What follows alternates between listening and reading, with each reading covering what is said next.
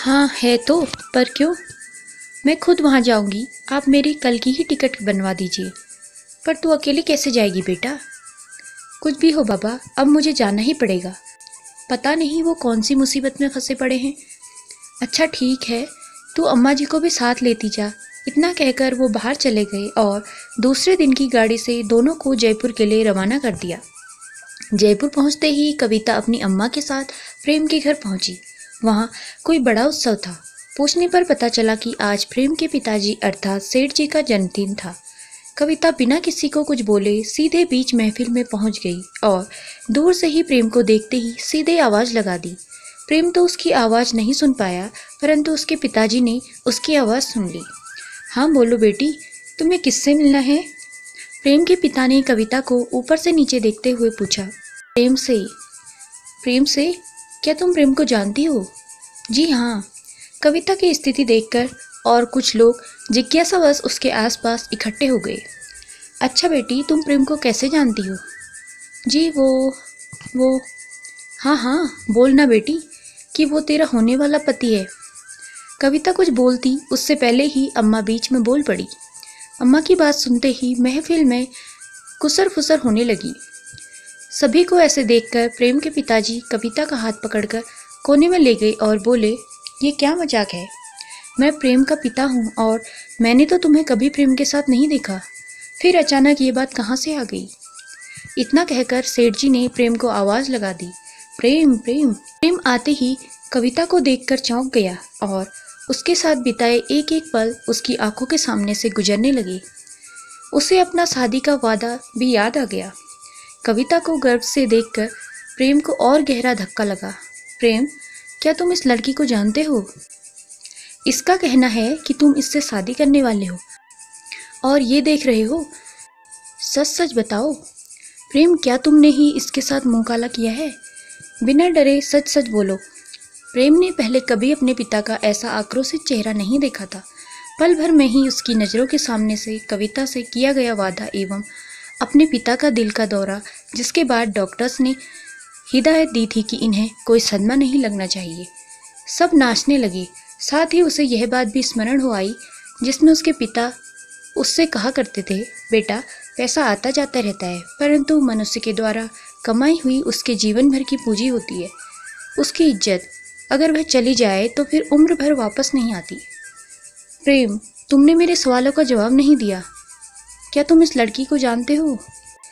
प्रेम ने एक बार तो पास खड़े रवि की ओर देखा, फिर दया एवं मजबूरी भरी नजरों से कविता की तरफ एवं अंत में अपने पिता की तरफ, जिनकी परछाई में उसे अपने दिल पर हाथ रखे मरीज पिता की झलक दिखाई दे रही थी, जो कह रही थी कि तूने मेरी इज्जत मिट्टी में मिला दी, मुझे अब नहीं जीना। एक बार फिर पिता की तेज आवाज से प्रेम चौंका। जी पिताजी, क्या तुम इस लड़की को जानते हो? नहीं पिताजी, मैं तो इसे पहली बार देख रहा हूँ। प्रेम ने पिता के जीवन एवं उनकी इज्जत के लिए एक लाचार बेबस लड़की का जीवन दांव पर लगा दिया। प्रेम की बात सुनते ही कविता की आंखों से आंसू फूटने लगे। चौकीदार चौकीदार। जी साहब, इन दोनों को पकड़कर बाहर का रास्ता दिखा दो। ना जाने पैसों की लालच में लोग क्या क्या करते रहते हैं, किसी पर भी कोई भी इल्जाम लगा देते हैं। जाओ और जाकर कहीं डूब मरो, परंतु किसी शरीफ आदमी पर ऐसे कीचड़ मत उछालो। अरे पैसों की आवश्यकता थी तो मुझसे सीधे आकर मांग लेती, मैं हंसी खुशी दे देता, परंतु मेरे बेटे पर झूठा इल्जाम लगाने की तुम्हारी हिम्मत कैसे हुई? तुम्हारी हालत पर तरस खाकर घर से बाहर कर रहा हूँ, नहीं तो पुलिस के हवाले कर देता। चले जाओ यहाँ से और फिर कभी अपने ये मनहूस चेहरा मुझे मत दिखाना। प्रेम के पिता की बातों के बाण तो कविता को केवल चुप भर रहे थे, परंतु प्रेम की चुप्पी का तीर उसके दिल पर चल रहा था। परंतु इन सब के जवाब में कविता केवल आंसू बहाते हुए बाहर चली गई।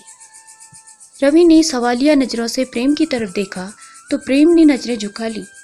प्रेम की झुकी नजरों ने अपना गुनाह कबूल कर लिया था।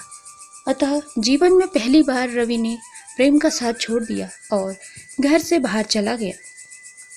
थोड़ी दूर जाने पर रवि ने देखा कि कविता और उसकी अम्मा के बीच में कुछ बातें हो रही थी। वो छुपकर थोड़ा और आगे गया एवं सुनने की कोशिश करने लगा। ले कलमुही, कर ली अपने मन की। तुझे तो बड़ा गर्व था अपने प्रेम पर, काट दी ना उसने नाक। अब इस पाप को लेकर कहीं डूब मर। अगर वापस जाएगी तो गुरुजी की इज्जत मिट्टी में मिल जाएगी। अरे मेरी सगी औलाद होती तो मैं भी उसका गला घोट देती। मर कहीं जाकर। मैं तो पहले ही कहती थी गुरुजी से, गुरुजी ऐसे उल्टा माँ की औलाद को पालने से क्या फायदा, परंतु गुरुजी इस दासिन की क्यों मानते भला। तुझ पाप को पाल पोस कर इतना बड़ा किया और तूने भी वही किया जो तेरी माँ ने किया। तेरी माँ भी तुझे पैदा कर गुरुजी के पास छोड़कर क्या पता कहाँ चली गई। ना तेरे बाप का पता चला है और ना ही तेरे इस पाप के बाप का पता चलेगा। मैं तो चली घर, अब दोबारा अपना मुंह मत दिखाना हमको, और गुरुकुल तो आने की सोचना भी मत। कविता केवल रोई जा रही थी। आज उसके भाग्य में शायद आंसुओं और बेइज्जती के अलावा और कुछ नहीं था। प्रेम ने तो पहले ही भरी महफिल में उसे पहचानने से मना कर दिया था। अब अम्मा ने भी उसे वहीं रोते हुए छोड़ दिया। और करती भी क्या, ऐसे बेइज्जती को अपने सिर पर ढोकर वापस तो नहीं ले जा सकती थी। कविता रोते हुए सीधे चली जा रही थी, बिना मंजिल। क्या पता उसे जाना कहाँ था। रवि छुपकर उसका पीछा करता रहा। अंत में थक हार कर कविता एक जगह बैठ गई और अपने कर्मों को कोसने लगी और दहाड़ मारकर रोने लगी। जीवन में पहली बार वो अपनी माँ को याद करने लगी। रवि से उसका रोना देखा नहीं गया एवं वो उसके पास पहुंचा। चुप हो जाओ बहन। रवि जी, आप तो मुझे जानते हैं ना, आपने मुझे पहचान लिया। फिर प्रेम ने मुझे पहचानने से क्यों इनकार किया। कविता के रुंध गले की पुकार रवि का दिल चीर रही थी। बहन, ये जमाना ऐसे ही मर्दों का है जो पल पल में बदलते हैं। ऐसे दगाबाजों के छलाव से हम जैसे भोले लोग कभी नहीं बच पाते हैं। परंतु तुम चिंता मत करो और अपने को बेसहारा मत समझो। मेरे साथ चलो। नहीं रवि जी, मैं आपके साथ इस हालत में नहीं चल सकती। मैंने अपने बाबा की इज्जत के खातिर उनका घर छोड़ा, प्रेम की इज्जत के खातिर बिना सवाल किए उसका घर छोड़ा। अब आपके माथे पर कलंक नहीं लगा सकती। कलंक? कैसा कलंक? और मैं नहीं डरता किसी कलंक से। आप मेरी बहन की तरह मेरे पास चलकर रहो। नहीं भैया, आपने मुझे अपनी बहन का दर्जा दिया है, यही काफ़ी है। अब तो मेरी और भी जिम्मेदारी बनती है कि मैं अपने भाई पर कोई कलंक ना लगने दूं। फिर भी यदि तुम मेरी मदद करना चाहते हो तो कोई ऐसी जगह बता दो जहां मैं आश्रय ले सकूं और अपनी इस प्रेम निशानी को जन्म देकर पाल सकूं, एवं जहां मेरे रहने से किसी की इज्जत पर आंच ना आए। कुछ देर सोचने के बाद रवि कविता को लेकर एक महिला आश्रम की ओर चल दिया। आश्रम शहर से लगभग 100 मील की दूरी पर होगा। वहां की मालकिन उसकी जान पहचान वाली थी। कविता, जहां मैं तुम्हें लेकर जा रहा हूँ वहां बा सब कुछ देखती है। उनका व्यवहार बहुत ही अच्छा है। वहां सब उन्हें बा कहकर पुकारते हैं। तुम्हें वहां एकदम घर जैसा माहौल मिलेगा। वहां पहुंचते ही रवि को दूर से ही बा दिखाई दे गई और वो सीधा उनके पास पहुंच गया और उनके चरण स्पर्श किए। खुश रहो। और रवि बेटा कैसा है? जी ठीक हूँ बा, आपका आशीर्वाद है। रवि को एक गर्भवती महिला के साथ देखकर बा ने सवालिया नजरों से उसकी तरफ देखा। बा, ये मेरी मुंह बोली बहन है कविता, बेचारी मर्द जात की सताई हुई है, आपका आश्रय चाहती है। हंसकर कविता को गले से लगा लिया और अपने साथ बिठा लिया। अरे तू तो अब 2 नातों से मेरी बेटी हो गई। एक तो यहाँ वाली सभी औरतें मेरी बेटी हैं और दूसरा तू रवि की मुंह बोली बहन है तो मेरी मुंह बोली बेटी हो गई। बा के स्नेह से कविता को थोड़ी सी राहत मिली और उसने रवि का धन्यवाद किया। अच्छा बा, इसका ध्यान रखना। अच्छा बहन, मैं चलता हूँ, बीच बीच में आता रहूँगा। कुछ दिनों में ही बा और कविता के बीच काफ़ी घनिष्ठ संबंध हो गए। बा कविता को बहुत मानने लगी। कई बार पूछने पर भी कविता ने अपने बच्चे के पिता के बारे में किसी को कुछ नहीं बताया।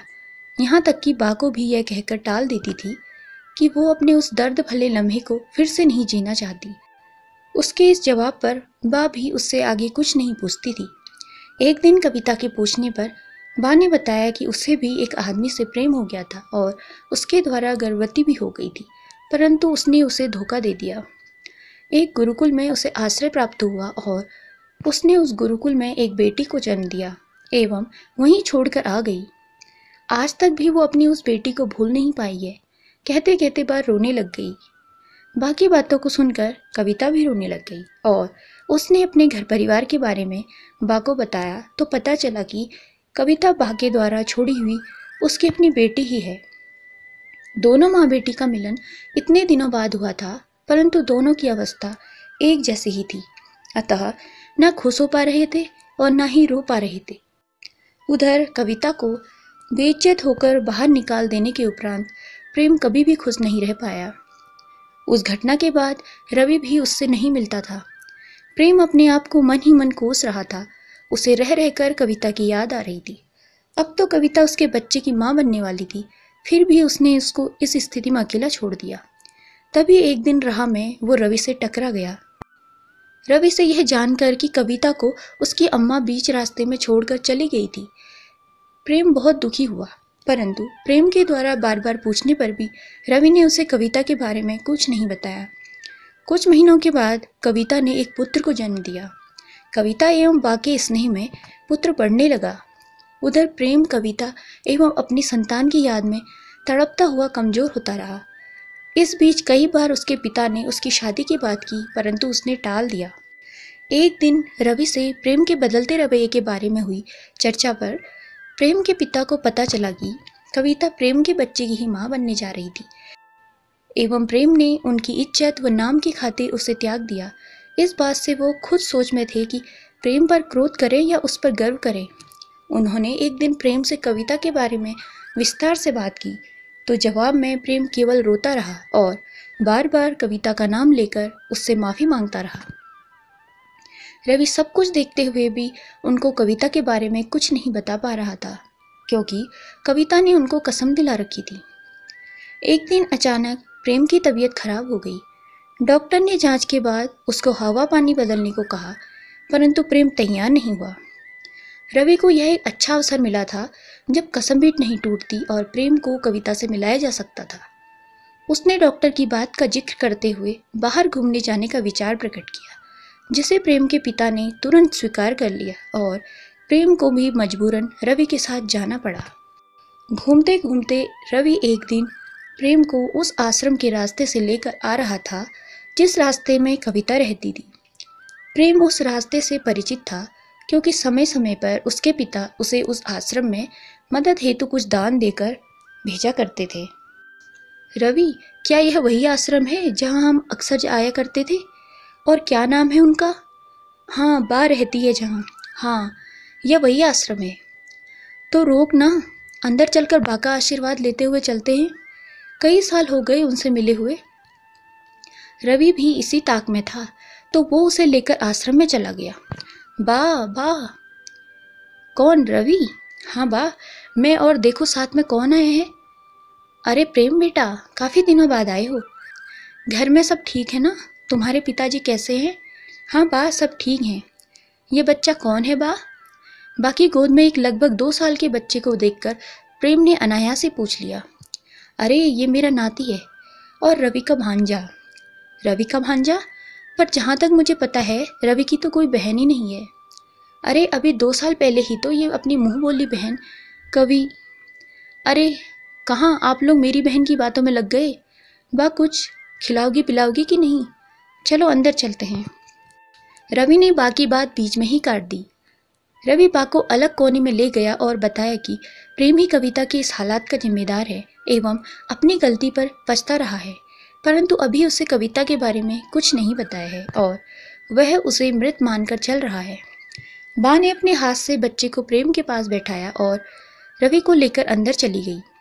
बच्चे को देखकर प्रेम के मन में अनायास ही प्रेम उमड़ने लगा और उसे फिर कविता एवं अपनी होने वाली संतान की याद आने लगी। वो सोचने लगा कि शायद अब तक मेरा बच्चा भी इसी की उम्र का हो गया होता। इतना सोचते सोचते उसने बच्चे को अपनी गोद में उठा लिया और गले से लगा लिया। यह दृश्य अंदर से रवि एवं बा देख रहे थे। तभी अचानक बाहर किसी काम से गई हुई कविता आश्रम में वापस आ गई। कविता अपने पल्लू से सिर का पसीना पोंछते हुए अचानक प्रेम के सामने आ गई और प्रेम को देखते ही आश्चर्य से रुक गई। कविता को अपने सामने देख प्रेम को अपनी आंखों पर भरोसा ही नहीं हुआ। तभी अचानक बच्चा प्रेम की गोद से उतरकर कविता को माँ पुकारते हुए उसके पैरों से लिपट गया। प्रेम यह देखकर आश्चर्यचकित हो गया एवं उसकी आंखों के आंसू दुविधा में थे कि ये बहें या रुकें। कविता प्रेम की अवस्था देख कुछ पल ठहर गई, फिर अचानक ही बच्चे को गोद में ले प्रेम से मुंह मोड़ अंदर जाने लगी। कविता कविता रुको, कविता मुझे माफ कर दो कविता, कहते हुए प्रेम कविता के पैरों में गिर गया। प्रेम मेरे पैरों से हटिए। नहीं कविता, मुझे मेरी गलतियों की चाहे जो सजा दो, परंतु मुझसे मुंह न मोड़ो। तभी अंदर से रवि और बा भी आ गई। रवि ने प्रेम का पूर्ण किस्सा कविता को विस्तार से बता दिया था कि क्यों उसने उसे पहचानने से इनकार कर दिया था और उसके बाद से ही उसने अपनी हालत बिगाड़ रखी है। रवि की बातों से कविता यह जान चुकी थी कि जितनी वो प्रेम की याद में तड़पी है, उससे कहीं गुना ज़्यादा प्रेम उसकी याद में तड़पा है। अतः वह प्रेम से गले लगकर रोने लगी और अपनी सारी शिकायतें करने लगी। प्रेम ने भी अपनी सारी गलतियां मान ली और माफ़ी मांगता रहा। अंत में कविता से अपने साथ आने का निवेदन किया। कविता ने बा की तरफ देखा तो बा ने खुश होकर उसे प्रेम के साथ विदा किया। प्रेम के पिता भी बहू एवं पोते को पाकर खुश हुए और सभी सुखपूर्वक रहने लगे।